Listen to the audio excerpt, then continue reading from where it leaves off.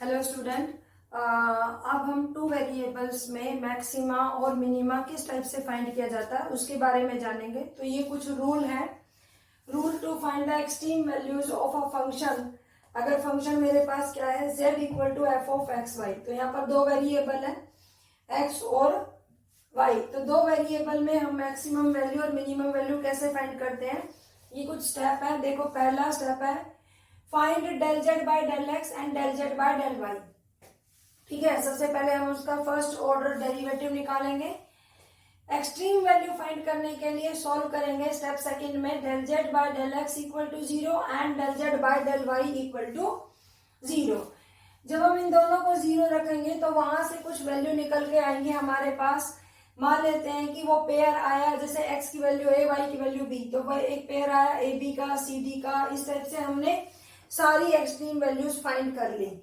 ठीक है, third step में क्या करेंगे, फिर हम क्या करेंगे, r निकालेंगे, s निकालेंगे और t निकालेंगे। तो r की वैल्यू हो जाएगी डेल स्क्वायर एफ अपॉन में डेल एक्स स्क्वायर, s की वैल्यू होगी डेल स्क्वायर एफ अपॉन में del x del y, t की वैल्यू होगी डेल स्क्वायर एफ अपॉन में डेल वाई स्क्वायर।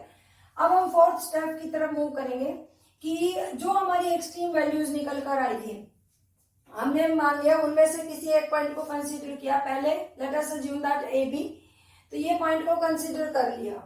और अब मैंने क्या किया कि R T minus S square find किया इस पॉइंट पर, ए बी पॉइंट पर। अगर मेरा इस पॉइंट पर R T minus S square greater than 0 आ रहा है और जो आर है उसकी वैल्यू लेस देन 0 आ रही है, तो हम क्या कहते हैं कि z has a maximum value at a b. ठीक है, इसी तरह से अगर r T minus S square तो ग्रेटर देन 0 ही आए पहले वाले की तरह, लेकिन r की वैल्यू ग्रेटर देन 0 आ जाए, तो हमारे पास हम क्या कहेंगे कि z has a minimum value at a b. तो इस ए बी पॉइंट पर z की कैसी वैल्यू होगी, मिनिमम वैल्यू एग्जिस्ट करेगी। लेकिन ऐसा भी हो सकता था कि R T minus S square less than 0 आ जाए, मतलब वो नेगेटिव आ जाए फॉर ए बी के लिए। तो इसका मतलब हम बोलते हैं then z has no extreme value at a b. तो z की कोई भी एक्सट्रीम वैल्यू एग्जिस्ट नहीं करती है। डी पार्ट में देखेंगे कि अगर r T minus S square equal to 0 हो जाए फॉर ए बी के लिए, तो then the case is doubtful. मतलब अगर वो 0 आ जाए तो हमारे पास क्या होता है, केस डाउटफुल, मतलब वहां पर मैक्सिमा आकर भी कर सकता है, मैक्सिमा या मिनिमा आकर कर भी सकता है और नहीं भी कर सकता है। तो उसके लिए हम क्या प्रोसीजर अप्लाई करते हैं, देन रिक्वायर्स फर्दर इन्वेस्टिगेशन। तो हमें एक फर्दर इन्वेस्टिगेशन करना पड़ता है फाइंड करने के लिए मैथमेटिकली कि फंक्शन यहाँ पर मैक्सिमम वैल्यू रखेगा या मिनिमा रखेगा या कुछ भी नहीं रखेगा। ठीक है, तो इसी के भी आप एक क्वेश्चन देखते हैं। ये क्वेश्चन कहता है कि एग्जामिन द फंक्शन। ये फंक्शन गिवन है, आपको चेक करना है कि इसमें किस पॉइंट पर वो मैक्सिमा रखेगा, किस पर मिनिमा रखेगा, या हो सकता है कि कुछ भी ना रखे, कुछ पॉइंट्स ऐसे भी मिले। तो मान लिया कि लेट एफ एक्स वाई, ठीक है, हमारे पास क्या गिवन है, x cube plus y cube minus 3axy। ठीक है, अब according to the first step मैं फर्स्ट डेरिवेटिव निकालूंगी, तो मैं एफ एक्स निकालूंगी। एफ एक्स निकालेंगे तो एफ एक्स की वैल्यू क्या आएगी, 3x square minus 3ay। And मैं एफ वाई की वैल्यू जब निकालूंगी तो वो आएगी 3y स्क्वायर माइनस 3ax। ठीक है, अब दूसरा स्टेप देखो, solve this is equal to 0 and this is equal to 0। तो मैं एफ एक्स को 0 रखूंगी और एफ वाई को भी 0 रखूंगी। तो 3 times x square minus a y equal to 0 and y square 3 common ले लेंगे, तो y square minus a x equal to 0। तो मतलब मैंने एफ एक्स को भी 0 रख दिया और एफ वाई को 0 रख दिया। और अब मेरे पास क्या है कि मुझे यहाँ से पॉइंट्स फाइंड करने हैं। तो देखो, दिस एम्प्लाइज यहां से x square equal to a y आएगा, दिस एम्प्लाइज वाई की वैल्यू क्या हो जाएगी, एक्स स्क्वायर अपॉन में ए। इस वैल्यू को मैं यहाँ पर पुट कर दूंगी, तो यहाँ पर पुट करते हैं तो देखो क्या आएगा, 3 इंटू में वाई स्क्वायर, तो x raise to power 4 upon में ए स्क्वायर हो जाएगा minus a x equal to 0। This implies ये 3 तो 0 के अपॉन में चला जाएगा और यहाँ x raise to power 4 minus a cube x upon में ए स्क्वायर इक्वल टू 0। तो ये स्क्वायर भी 0 में चला जाएगा।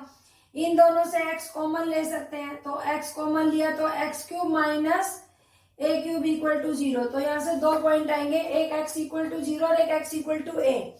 वैसे तो देखो x cube is minus a cube is equal to 0 पर एक्स की 3 वैल्यू एग्जिस्ट करेंगी। One is a, second is a omega square. लेकिन हम ना कॉम्प्लेक्स फील्ड में काम नहीं कर रहे, इसलिए जो 2 वैल्यू होंगी उनको रिजेक्ट कर देंगे हम।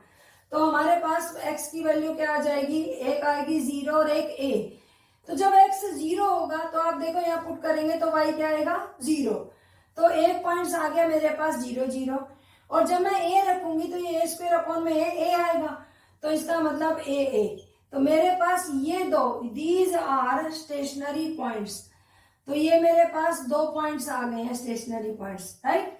ठीक है, तो इसका मतलब मैंने सेकेंड स्टेप तक काम कंप्लीट कर लिया, स्टेशनरी पॉइंट्स भी आ गए। अब मुझे क्या फाइंड करना है, आर, एस और T.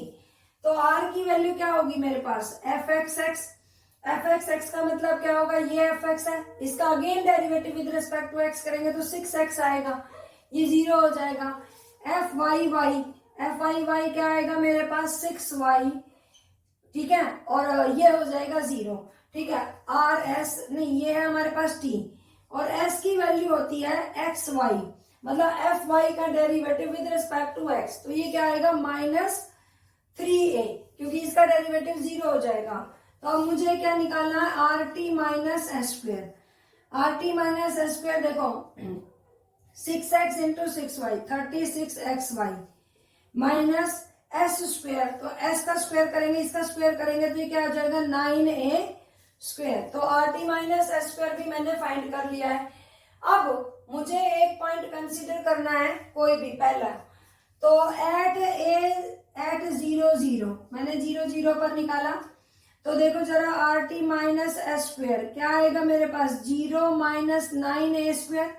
This is less than 0 आ गया, लेस देन 0 आ गया। तो इसका मतलब देखो केस देखो सी, अगर r T minus S square less than 0 होगा तो जेड क्या रखेगा, नो एक्सट्रीम वैल्यू।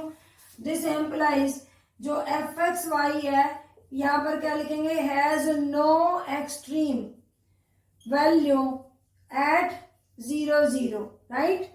अब मेरे पास एक पॉइंट का मैं डिस्कस कर चुकी हूँ, केवल दूसरा पॉइंट रह गया ए। तो जब मैं ए पर करूंगी तो यहाँ पर देखो R T minus S square, ये क्या आएगा मेरे पास 36a square minus 9a square, that is 27a square.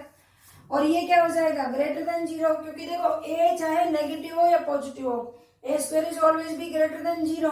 तो 27a स्क्वायर ग्रेटर देन 0 हो गया। एंड अगेन आर को जरा देखते हैं, आर की वैल्यू है 6x। तो ये जब पॉइंट रखेंगे तो 6a आएगी। अब क्या है कंडीशन, ये कहता कि अगर r T minus S square greater than 0 हो, ये तो हो गया। लेकिन अगर आर ग्रेटर देन 0 हो तो मिनिमम, और आर लेस देन 0 है तो मैक्सिमम रखता है वो ऊपर, आर लेस देन 0 पर मैक्सिमम। यहाँ जो आर है वो ए पर डिपेंड करता है, इसका मतलब यहाँ पर कितने केस अराइज होंगे, 2। अगर मेरे पास ए ग्रेटर देन 0 हुआ तो ये इंप्लॉय करेगा कि आर भी ग्रेटर देन 0 है, तो R T minus S square भी ग्रेटर देन 0 और आर भी greater than 0। This implies F has a minimum value, F has a minimum value. और A less than 0, this implies R क्या हो जाएगा, लेस देन 0। और ये क्या एम्प्लॉय करेगा, F has a maximum value. ठीक है, तो हमारे पास ये 2 वैल्यू आ गई।